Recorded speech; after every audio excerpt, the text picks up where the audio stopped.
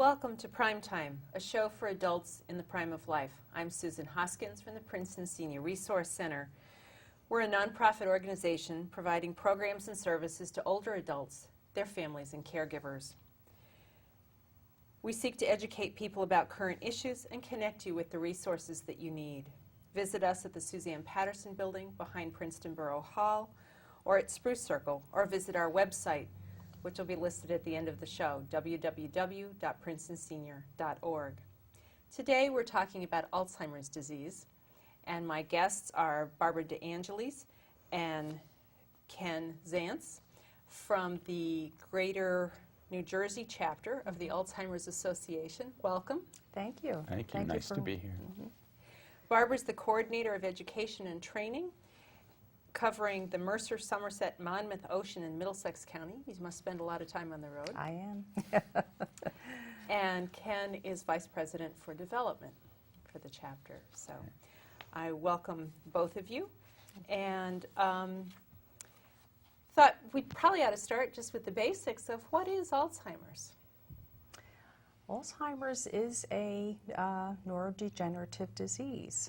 Many people think it's just typical of someone aging, and it's not. It's not a normal part of aging.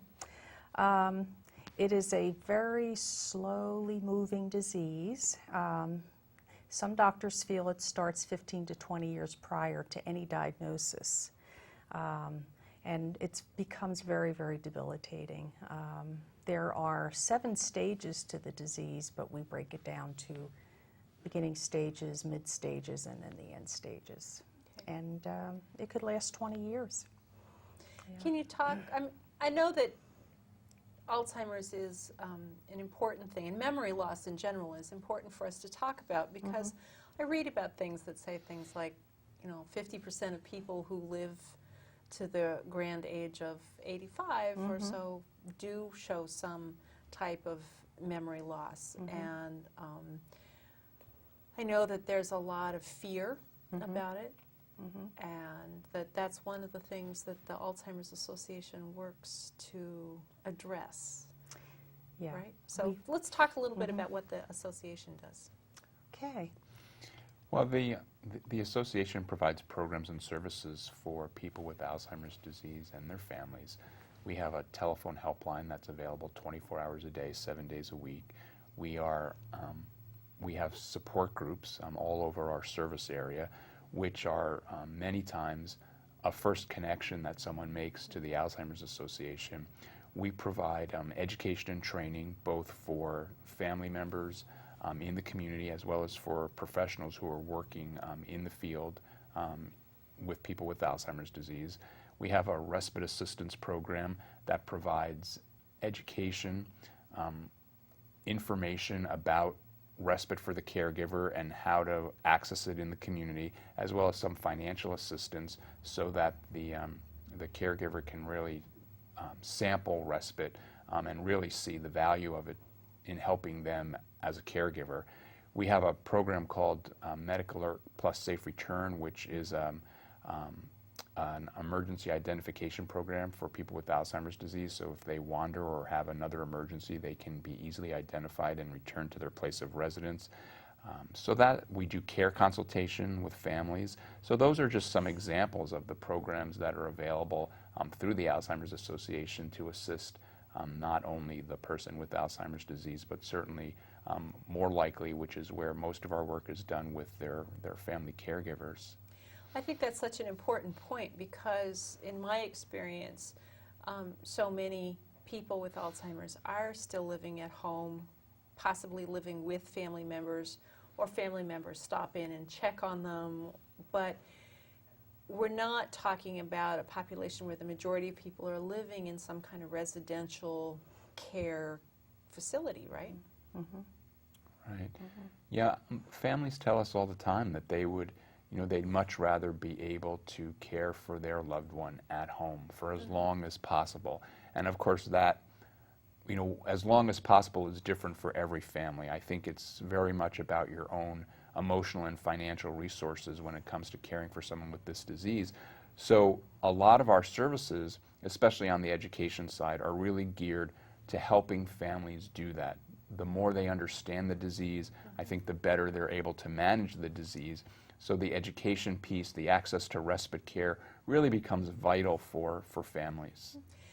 Talk a little bit about what respite care really means. I know that recently I talked with someone who works for Buckingham Place, which is a local facility that does have adult daycare and assisted living and Alzheimer's care residential. But I think respite care is an important part of the package when there are at-home family caregivers. But I'm not sure everybody really knows what that means. Well, it's for the caregiver. The caregiver is under tremendous stress as a caregiver. Respite means if sometimes it's important to take time off from your duties as a caregiver, and it could be vacation. It could be bringing your loved one to an adult daycare every day, or maybe 2 or 3 days a week, just to give the caregiver time to go to keep their doctor's appointments, take care of themselves, basically. Taking the time to do things that make you feel that you have more of a role than just being a caregiver.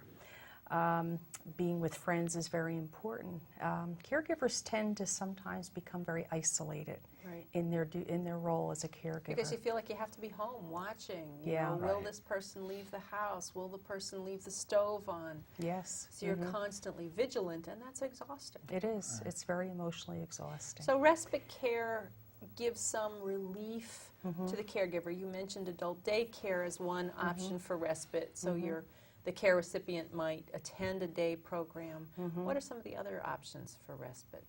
Well, assisted living facilities, some will allow respite care, a stay for a week or two. The person must have dementia, but they're only there temporarily just to give respite to the caregiver. Not all of the assisted living facilities provide that. Buckingham is one that will. All the ones that I know, all the ones in this area, I think, do provide that. And some of my caregivers use it, like if they're going to a child's graduation or wedding or something, and they know that they can't take the care recipient with them. As you said, you know, you want to take a family vacation with your children, but you're worried about mom or dad. It's a good way to get away to do that. And statistically, we know that the caregiver often predeceases the person with Alzheimer's disease from stress-related illnesses like stroke and heart attack. So respite really is a lifesaver in that sense, an opportunity to recharge your batteries as the caregiver on a regular basis can be the difference between getting relief from what can be a very stressful situation. Let's go back to talking about what causes that stressful situation. Barbara, you threw out there that Alzheimer's is something that could last for 20 years, and I think that's a pretty scary prospect when, you know, what I've watched is families who for a while say, you know, everything's fine, mom's just getting old, or dad's just getting a little forgetful, or mom had a stroke, and so she's just not remembering things quite as well. But then there does come a time when people have to acknowledge that there's more than that going on, and the idea that this could go on for 20 years is kind of daunting. It is, yeah. Everybody experiences this disease differently, but today we have so much advances in the medical field that people are living much longer even with this disease. But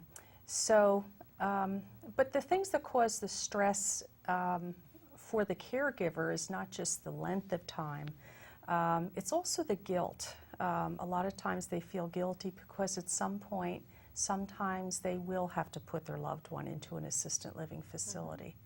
And they've made promises over their lifetime that they would never do that. And I had a gentleman Saturday tell me that he was taking care of his mother. He's in his 40s, but he said, my mother will never go to a nursing home or an assisted living facility. But I try to explain, but sometimes the spouse is the caregiver, and the spouse themselves are in their 80s also and physically become very frail.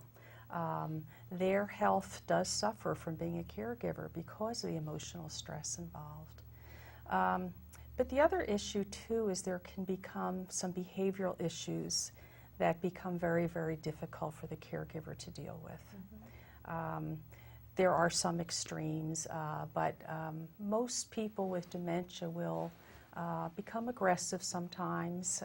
They have catastrophic reactions to different situations, and it becomes very, very difficult for the caregiver. I think if people understand, they often think of Alzheimer's disease as having its major effect on someone losing their memory. But of course, as Barbara explained earlier, it's a neurological disease, so the nerve cells in the brain are dying. And because of that, and because the brain causes changes in personality, and eventually with Alzheimer's, there are physical changes. In the later stages of the disease, the person becomes incapable of mobility. Eventually, they're unable to swallow because, again, think about it, the brain controls everything. So if the brain is deteriorating, it's not just about a loss of memory. And so sometimes people do, because of the changes that are occurring in the brain, sometimes someone who was very introverted becomes very extroverted. Sometimes someone who was very, even-tempered becomes more aggressive. But it's different for everyone. I don't think there's there's certainly no hard and fast rule, but sometimes, that certainly becomes difficult for the caregiver. I think you have to think about it like this. Two people meet each other, they fall in love, they get married, they spend a lifetime together doing what? Building a relationship based on shared memories. And so what happens when all of a sudden, gradually over time, one of the people in that relationship starts to disconnect because they don't share those same things anymore? So when you talk about the emotional aspect of Alzheimer's disease, think about it that way. I think probably everybody can relate to that. Plus, to add on to that, the caregiver is going through grief and mourning all throughout this disease, and if it is a 20-year disease, all that time, because they're losing the person they used to know. Right. They're losing sharing things together, traveling, just wonderful memories, and that's all leaving them, and they don't have that anymore. I think this is where education is so important, and education of the caregivers, because it can be very frustrating for a caregiver, what's for dinner? What's for dinner? Right. What's for dinner? Yeah. What's for dinner? And a caregiver can get frustrated, but one of the things that I think that education provides, which is so helpful, is teaching caregivers what to do. Okay, let's not Exactly. talk about dinner anymore. Right. Let's talk about, do you remember when? Or, Right. that there are often subjects that you can get a person to go back to, and they're often memories rather than current events, where you can go back and you can get out of the loop. Yes. And so it's important to know not only what kinds of things to talk about, but you talked earlier about that sort of agitation, and we talk about sundowning. Right. As it starts to get dark at night, there's often a physical agitation. How to handle that? So the Alzheimer's Association and your caregiver support groups and your education programs provides that education. Right. I think, for people attending support groups especially, sometimes the caregiver is, as we've said, emotionally stressed and thinking, well, why do I want to go someplace else to hear some other people who are also emotionally stressed? I have my own. But if you think about the support group as an opportunity for education and to learn from other people who have gone through the same thing, or to connect with other people who, you mentioned sundowning. If your loved one has Alzheimer's and they're up at 2 o'clock in the morning, who are you going to call? Maybe somebody else from your support group who's going through the same thing and happens to be up at the same time. So the connections are so valuable. And as the association, we've really worked with and trained our support group leaders to facilitate all of that, not to have all the answers, but to be able to facilitate the dialogue and the opportunity for people who are in those groups to really learn from each other and support each There's other. some great online resources too. You talk about that.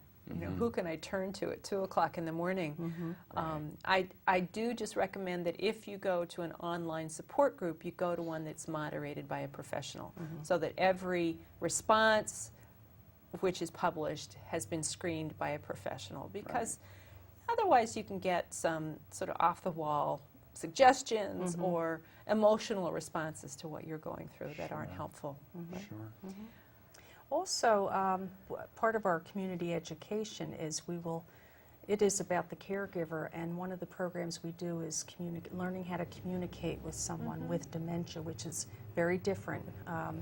And it also is the key to understanding the behaviors that happen with this disease. So I find that caregivers really get a lot out of that program, because they don't know where to turn. Right, and as you said, there's such a change in the relationship. The person that you knew that you were married to for 20, 40, 60 years is no longer there. Who is this new person? Maybe you shared a love of opera, a love of something very intellectual.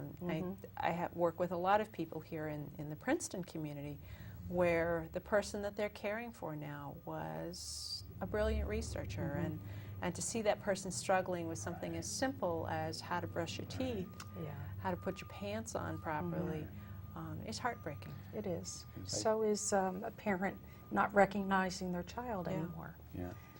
I think that's and one of the things that we teach caregivers, which I think is very difficult, is to sort of, give up the facts, but maintain, the social, loving relationships. So, as Barbara said, if your parent thinks that you're now, his or her brother, sister, and not the son or daughter, that really hurts. But what matters is it doesn't matter. I mean, it doesn't matter. Just go with it. Just maintain the opportunity to socialize, to talk, and unfortunately, the facts sort of go out the window. Well, I was thinking, that we've sort of gotten on a negative, a downer kind of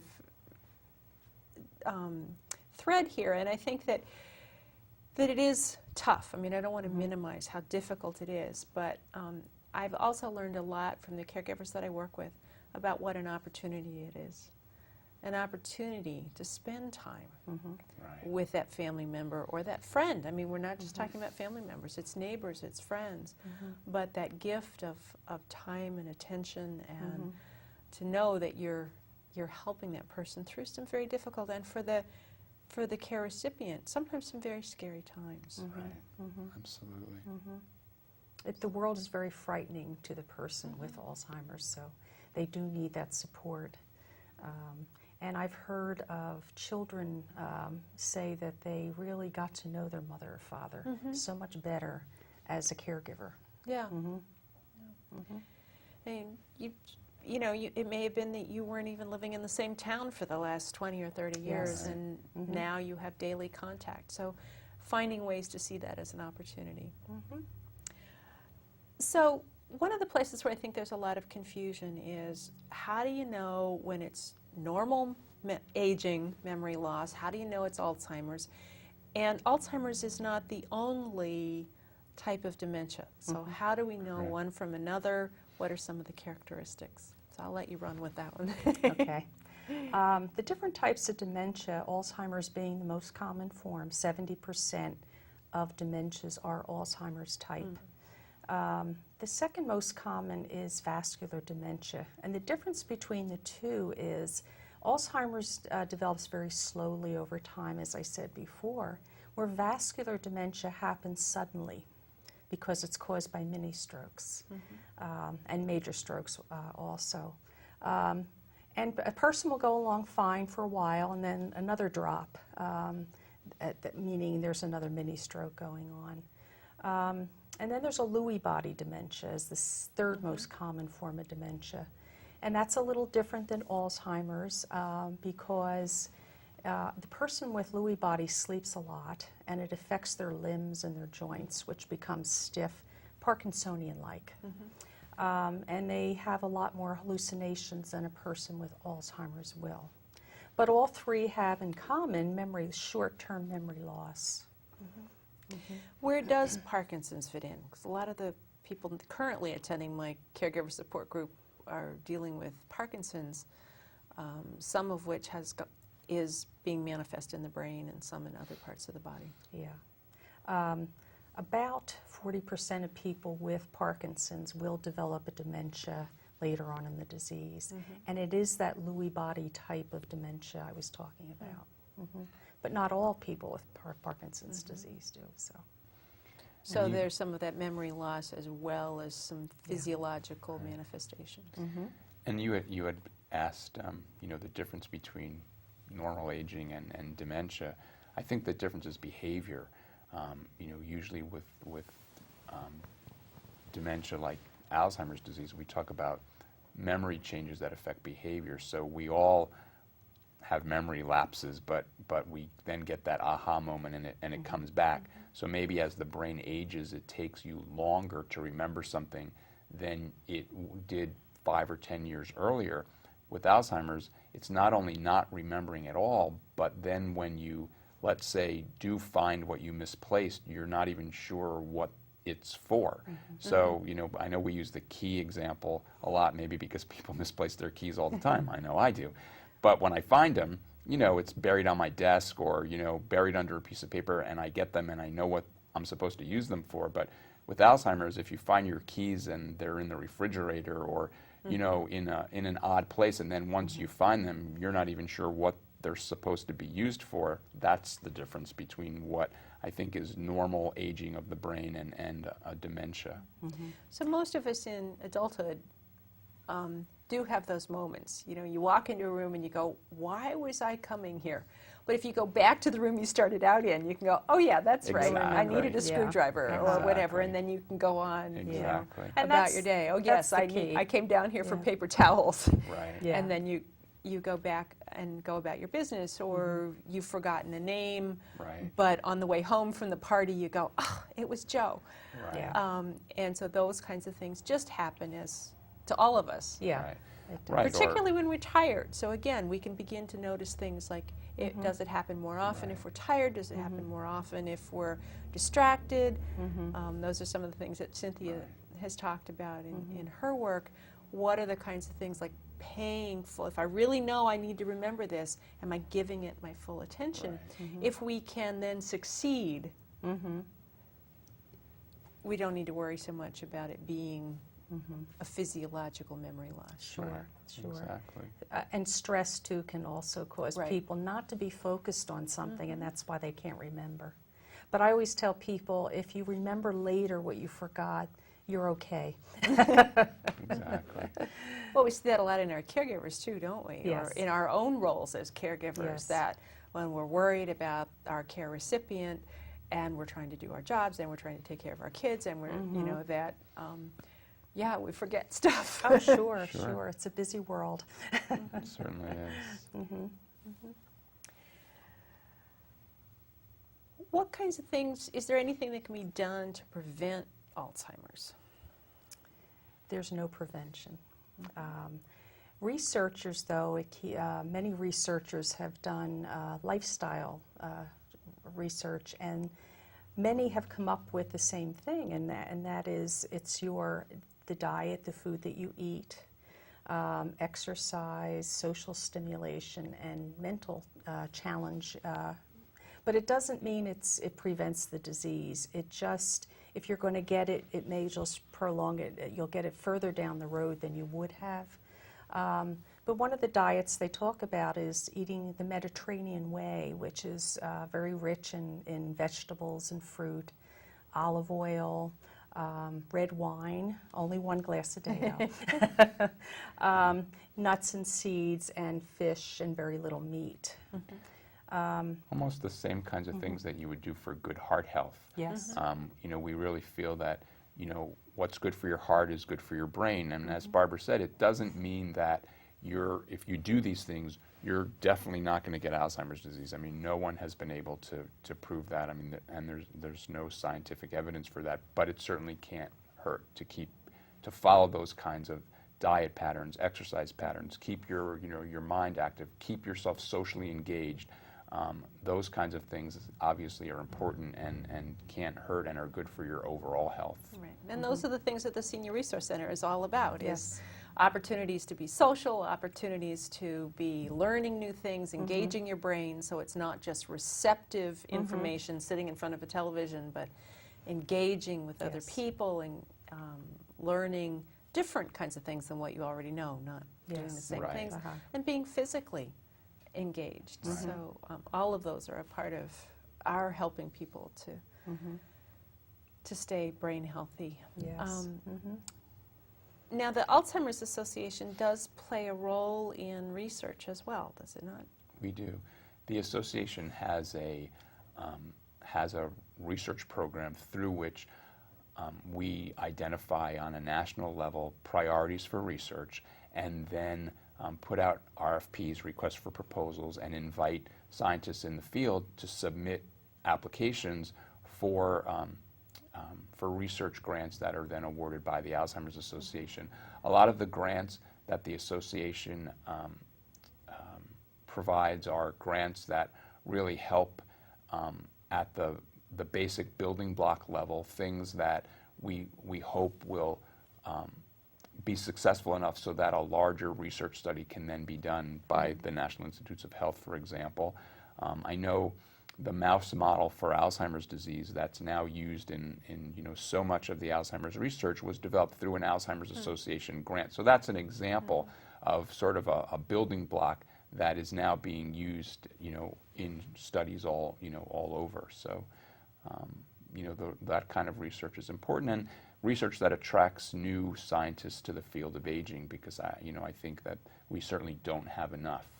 Well, there's certainly a lot of literature now that talks about how we were able to keep people alive much longer because of the advances that have been made in other areas of medical science.